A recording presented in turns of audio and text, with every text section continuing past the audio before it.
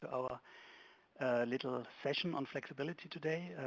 We will present you the results of a project we carried out for the German government on the development of flexibility demand and how various flexibility options can contribute to meet that demand.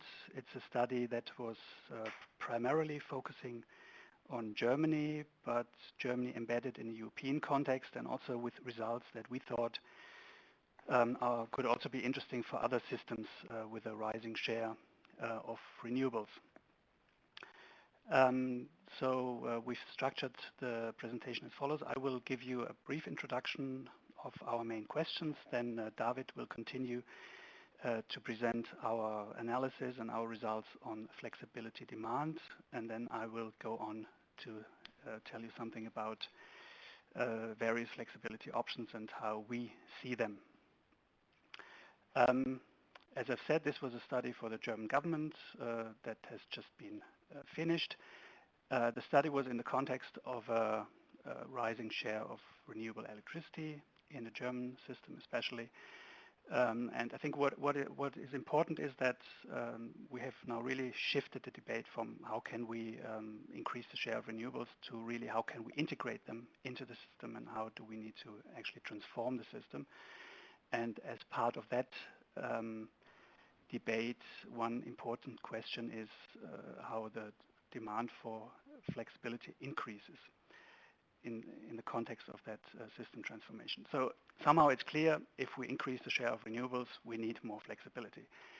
But what we think is quite important beyond this relatively simple statement is a kind of a differentiated analysis of what is actually required in terms of what actually is the flexibility demand and how does it develop over time, what are the different flexibility options, and how can they contribute to meet that demand, and what also are the different effects of flexibility on the system, including positive and negative effects. And so we think a differentiated analysis is required, and this was the aim of our study to do exactly that along these lines. To do this, to carry out the analysis, we used two models, a European network model that was run by our partner Energynautics, and a dispatch model, PowerFlex, that we run at the Öko-Institute, which focuses on Germany. The European network model was used especially to also look at European power exchange, import-export as a flexibility option. And for that, we developed in the scenarios also European scenarios that were based on the European roadmap and particularly the diversified supply scenario. The focus then of the project was on the German system in this European context. And for that, we used the PowerFlex model by Öko-Institute, a GAMS model, optimization model, which includes detailed modeling of various flexibility options within Germany. This is how the model was developed. That's also why it's called PowerFlex. And importantly, in the German context, we didn't look at network constraints and therefore also didn't look at potential flexibility demands that results from these network constraints. Having said that, I think it's important to note at the beginning that flexibility options are somehow in between networks and markets. So from a network perspective, flexibility options, load management, demand-side management, flexible power plants, storage, and so on, can be used to manage network constraints, which is now a strategy that is pursued by many network operators to wanting to do that at least. The question is, what is the framework to do that in an unbundled world? But anyway, the question we see is to what extent can storage and demand-side management and flexibility options in general actually replace network upgrades? And if you do that, how often are these options actually be called from the network operator? If you have a network constraint just for a few hours, a few days per year, and you install a storage, a battery to manage that constraint, and then only use that storage option for a few hours, a few days, then how efficient is that? So that's one option. And the second option is not to use flexibility options for the network operator, but to use it in the market to balance generation and demand, which means that storage, demand-side management, and other flexibility options are primarily dispatched based on market signals. And a key question in the debate at the moment is how these two applications of flexibility options can be coordinated between network and markets. I'm mentioning this at the beginning just to set the scene, and also to mention that in this project, in this analysis, we focus on the second aspect, flexibility options to balance generation and demand in the context of a European network that provides some flexibility to Germany. So this is the context, and these are the key questions. And now I'm handing over to David. Thank you, Dirk.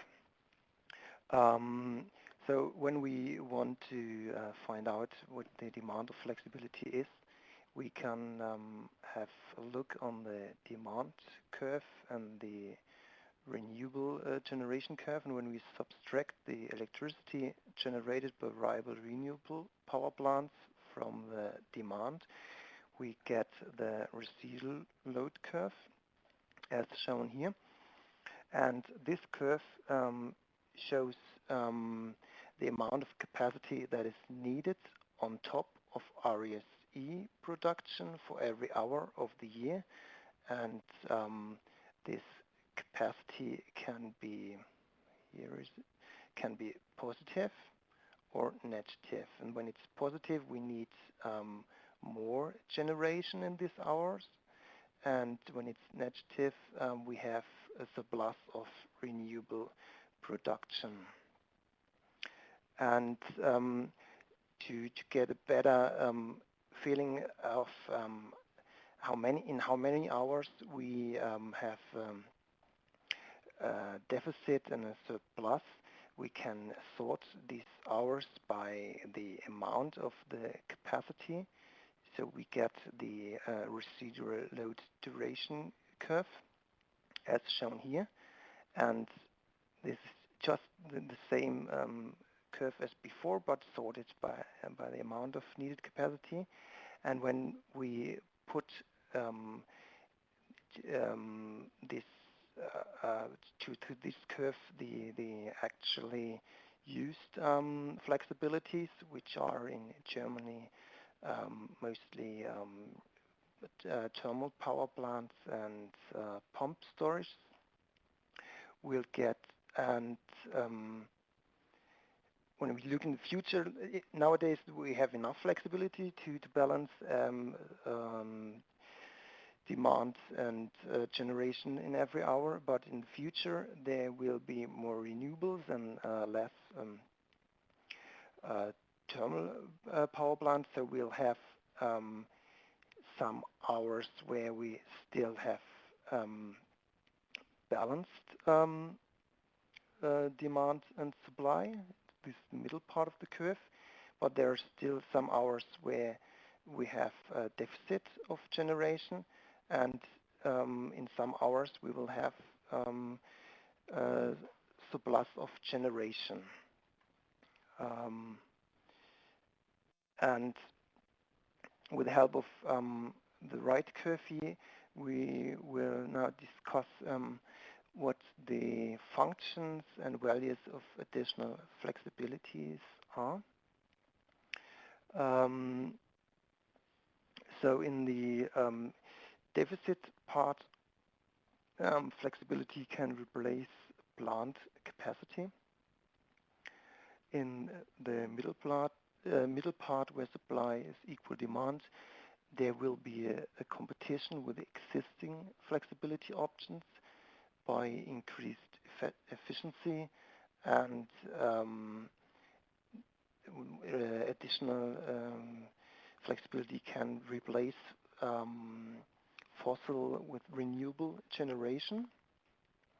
And in the third part, with surplus, flexibility can substitute conventional generation because we don't have only renewable surplus in this area, but also there are thermal power plants producing in hours with negative prices, so they don't react very good to prices, and we can substitute this inflexible generation. And when we now take a look on the options that can be used in this part, we have new flexible power plants that could be used in deficit parts, or load management with reduction of demand, or also there can be an import from the foreign countries. And in the middle part, there can be used load management as shifting and reduction, or storages with high efficiencies can replace other flexibilities, or also flexible cogeneration. And in this part we'll have a competition with the present options via variable cost or efficiencies. That means when the new flexibilities are cheaper with the variable cost, they will replace the other flexibilities, and when they are more efficient, they can include more renewables by less losses into the system. And in the surplus area, in the hours with surplus, we can use flexibilization of power plants so that they can react better to prices. Or we also can use load management when we increase demand.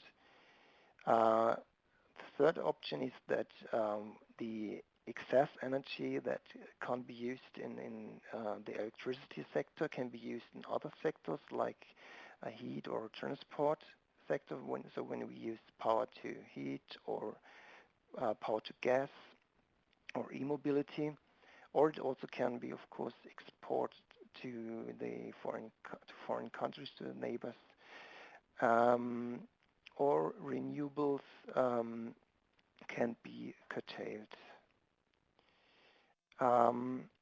We also can shift from the hours with surplus to hours with deficit, and therefore can be used storages or load management for shifting, or also virtual storages. That means when we use, for example, power to gas to produce gas in the hours with surplus, we can use this gas in gas power plants and produce electricity in hours with deficit. On this slide you see 4 scenarios we used in this project. We have with blue curve scenario 40% renewable share, then in red 60%, in green 75%, and yellow shows 100% renewable share. There are 2 things we can see very well here. One thing is that, of course, we have more hours with renewable surplus, but we also can see that there is no significant peak reduction. That means the peak deficit hours are staying almost in the same value. They don't change much. And when we put now this parameter, this residual load curve, into the model, and give also the thermal power plants and pump storages into the model, we'll see a picture similar to the schematic graph I showed before. We see here 3 scenarios, 40, 60, and 75% renewable share. And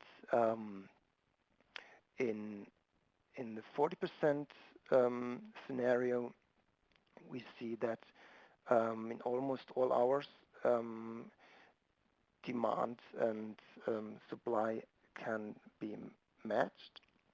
There are only a few hours where we have a surplus of renewables, and with the increase of renewable share, we of course have more hours with renewables surplus and a higher renewable surplus peak or generation surplus peak. And because we have the assumption that with an increase of renewable, there is a decline of conventional capacity. That leads to the picture we see here. That means when in the scenarios with higher renewables, we have less conventional capacity, and that leads to more hours with a lack of generation, and also the peak, the capacity deficit peak increase. And now my colleague Dirk will again talk to you and discuss the scenario with the red curve with the 60% renewable share scenario. Yeah, okay, thank you. So this was our analysis of the flexibility demand, and as you've seen, we have different kinds of flexibility demand. So we have that surplus side, we have the deficit side, we have that part in between, and what we focus now on in this graph is the deficit side, and we also focus on the 2030 scenario. This is because you've seen the scenario for 2020 with the 40% renewables, where we, as you have seen in the previous graph, would argue that there is not much demand, not much need for additional flexibility yet. And we have the 2050 or 75 or even higher percent renewable scenario, where we certainly see a new situation, but this is kind of very far away. So in our view, the 2030 scenario, taken from our scenarios, is in a way the most important one, and the one that we've analyzed in more detail. So this is really where flexibility demand starts to increase at 60% renewables, and the question is, how can this be met? So you've seen on the previous graph the deficit, the roughly 80 gigawatt that is needed in the system. And the question now is, how can different flexibility options contribute to meet that capacity deficit? I mean, obviously you can also just build additional power plants, gas plants, for example, but the assumption in our project was that older plants go offline, and we look at how this can be replaced by alternative options. So on this graph, on the bar here on the left, is this working? Anyway, on the left you can see the 18 gigawatt of deficit in Germany. How can this be met by various flexibility options? As a first step, we've analyzed alternative renewable technologies. That means weak wind turbines and different orientation of PV plants. As you can see, this can contribute to some extent to meet that flexibility demand also on the deficit side. Then the next step was to look at this European network model and to what extent European exchange can contribute to meet flexibility demand in Germany. what you've seen on the previous slide was without import-export. It was just a German system. And if we now turn on the European grid, the existing grid, you can see that this has a significant effect on that deficit, not surprisingly, and reduces the deficit by more than 7 gigawatts. We've then extended the grid in the European network model according to the European Network Development Plan, 10-year network development plan, and this leads to an additional reduction of the deficit in Germany. You may be wondering why I'm talking about the deficit. From our point of view, this is the most important aspect. We have to meet peak demand, we have to meet demand, and flexibility options can contribute to that.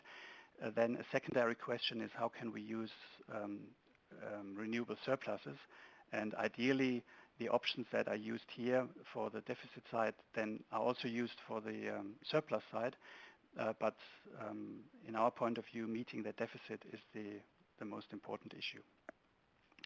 So you see that the European grid can roughly reduce flexibility demand defined as capacity deficit in Germany by about 50%. So it's obviously necessary to analyze flexibility demand in a system like the German one that is highly interconnected in this European context. And what is quite interesting, just to mention that this European interconnection remains also in future scenarios remains quite important, even though renewable electricity share in neighboring countries also increase, although slower, but it also increases. So you may argue that this European grid has a very strong effect on Germany because we basically use thermal power plants, pump storage plants in other countries. This is certainly an important effect that we see in this picture, but even in later scenarios when renewable share in other countries also increases, we still see that very strong effect on flexibility demand in Germany. And what happens is that while in this scenario we mainly use thermal power plants in other countries, in later scenarios where there are lots of renewables everywhere, it's more the balancing between different renewable generation profiles that becomes important. But in both cases, the European grid has a very strong effect, and interconnection has a very strong effect. Now that we've subtracted the effect of the European grid on import and export, we look at the remaining deficit. This is the 8.3 gigawatts that you see. And now, how can this be met by options in Germany? You see the different options that we've analyzed, pumped hydro, compressed air energy storage. We have looked at different demand side options. We haven't done a primary analysis of these options, but we've looked quite extensively into the literature and to see what we can get out of these options. So demand side management in industry, service sector, in households. Then what's the potential to make gas storage, biogas plants more flexible by using gas storage. Then demand side management or intelligent charging for electric vehicles, heat storage for CHP plants to be able to use them in a flexible way. You can see to what extent these different options can contribute. Pump storage, there are people who say that there is quite a lot of potential still in Germany. Others say that this cannot be used because of nature protection reasons and so on. But in principle, pump storage can make a significant contribution. What is quite important to mention here, you see the green bars and the light green bars. You see that for some of the options, there's quite a significant difference between if you like, the installed capacity and to what extent that capacity can actually be used to reduce that capacity deficit. For pump storage, all of the 4 gigawatt of capacity can in principle be used to reduce the deficit. So the pump storage plant in the model is always available when there is a deficit or in that particular hour. While for all the demand-side management options, you can see that there can be quite a significant difference between the installed capacity and to what extent this capacity can actually be made available during that critical peak hour. And this is obviously an important difference between storage plants that have the primary focus objective of providing flexibility, and all the demand-side management options that have different objectives to fulfill a certain demand, and then on top of that provide certain flexibility that can be helpful, but that is also restricted and can only partly be used for meeting the capacity deficit. This becomes particularly visible for the electric vehicles that have in 2030, according to this scenario in Germany, a significant capacity, but only a relatively small effect on that peak problem if you use them in an intelligent way. So this was the import-export effect. That is quite important. This is the difference between installed capacity and what can actually be used to meet the deficit. And a third point that is shown here is obviously all the options that are used to, if you like, export surplus electricity to other sectors do not really help to meet that capacity deficit. So I think this is something that is quite important to keep in mind if we talk about power to gas and so on. This as such doesn't help you to meet your capacity deficit. So this is an analysis of the various options as an example for the 2030 scenario, which we think is quite important.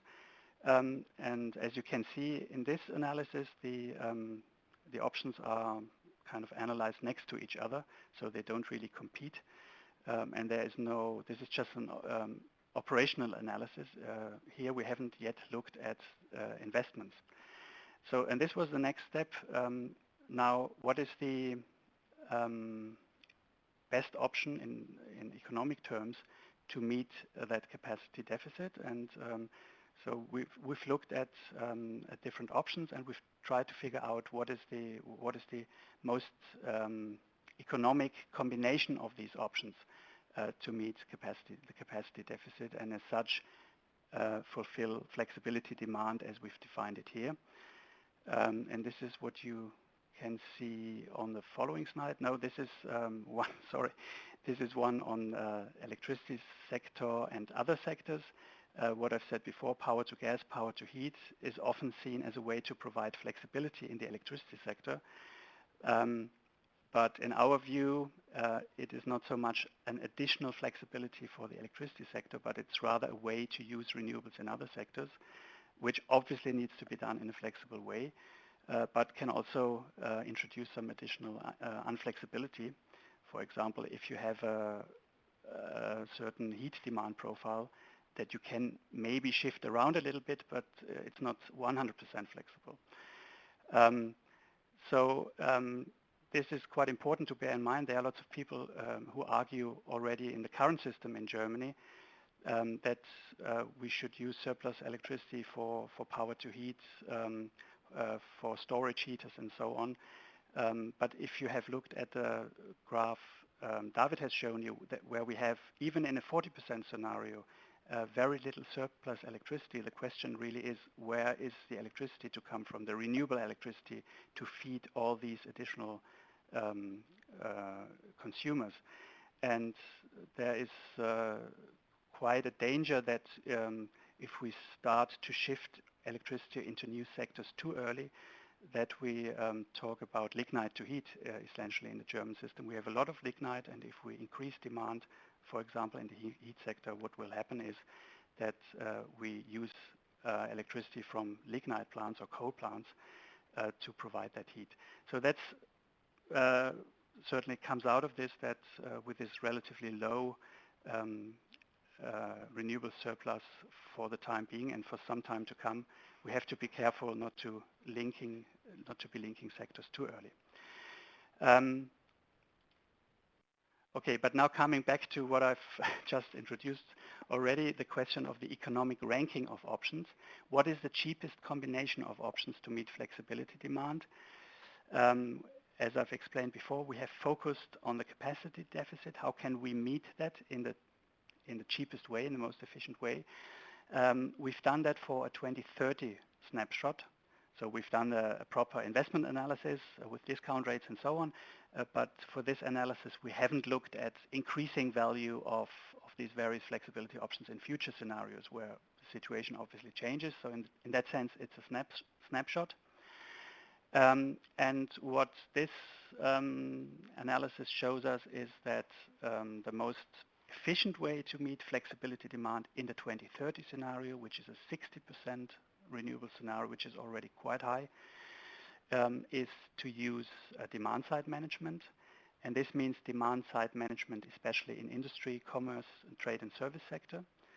So as opposed to many smart grid activities and smart grid pilot projects that have put a strong focus on demand-side management in households with smart meters and so on, we should really start with demand-side management in larger applications in the industry. That's where we should start.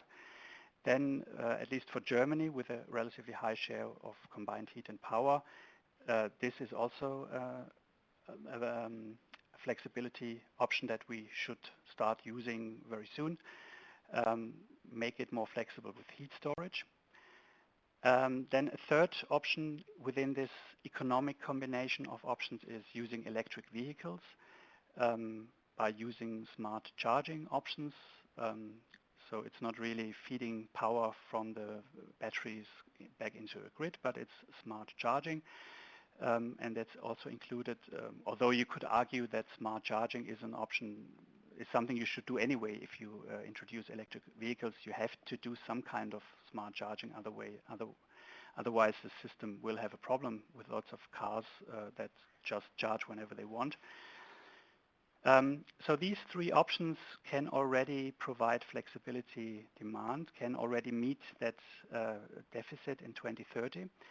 Although what we've seen is that if we introduce these options at full scale, use the full potential that we've seen, there are still a few hours where we have still a capacity deficit. So it's a deficit of around 2 gigawatts, but it's only for a few hours. And the question is it really worth introducing additional flexibility options for that? And so our conclusion is that load curtailment for these situations of very few hours of additional capacity demand, load curtailment, load reduction can really be an important option. So this is the economic combination. Other combinations are possible. We've analyzed some of them. What is an important message here, even in a 60% renewable scenario, storage is not yet required. We can still live without storage. You can imagine, you can analyze a world without storage, but it's not really essential to run the system.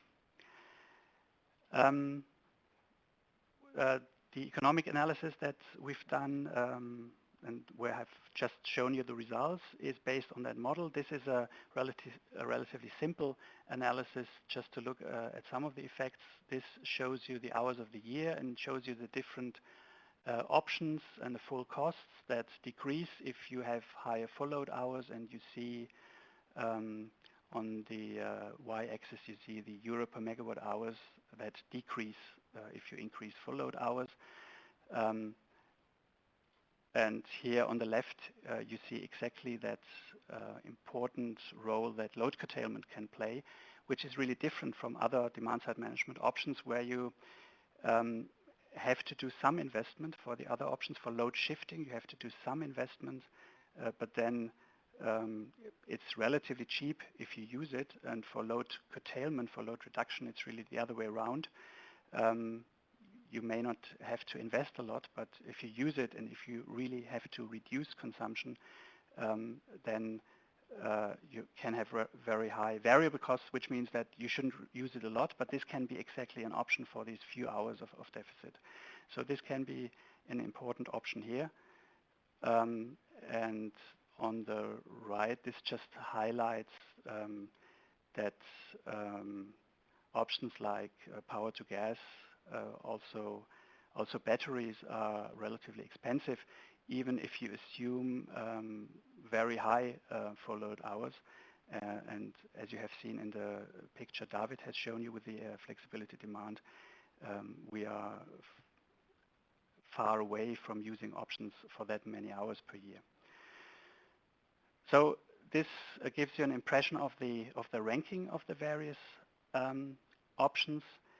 Then we are coming to the conclusions from these various scenarios and the analysis we've done. We've defined 3 phases of if you like, a flexibility roadmap.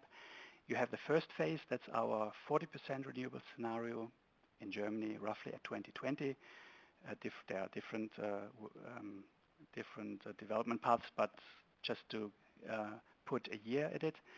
Phase 2, 2030, 60%, 61%. It always depends on how much storage is used, how much efficiency losses you have. Then phase 3 is the 75% scenario. And so what are the key characteristics of these phases? The first phase, as we've seen, there is basically no deficit yet, and there are very low surpluses. And if you, in this phase, introduce new flexibility options, this basically means that they compete against existing options. And so it's possible in principle, if you have a very efficient flexibility options, they can basically push out existing options out of the market, but you have to be aware that you compete against existing options. And in this phase, we haven't shown that in the analysis, but in this phase, what can also happen is that you increase, if you introduce new flexibility option, you can increase generation from coal, from lignite, and this means you can increase CO2 generation, CO2 emissions. Then phase 2, the situation changes. You have relevant surpluses, and also the deficit problem becomes visible in the German system. So there is a flexibility demand that is quite different from the one in phase 1. But what we see here is that we still have sufficient flexibility options available in principle. Available means not that we don't have to do anything. We have to develop them. We have to bring them into the market. We need to develop business models. We need to develop framework conditions. We will talk about that in 2 weeks in another webinar. But in principle, the options are there, and it doesn't depend on like really innovative solutions. And then phase 3, we really start to see at a 75% scenario these longer-term deficits, which also means that we need long-term storage, like power to gas. But this really only becomes an issue in this very high renewable scenarios and not before that. Coming back to the starting point, renewable generation and increasing renewable generation increases the demand for flexibility, and the flexibility options should therefore be developed. There's no doubt about that. But we also have to realize that renewables flexibility is not a bottleneck that should slow down the development of renewables.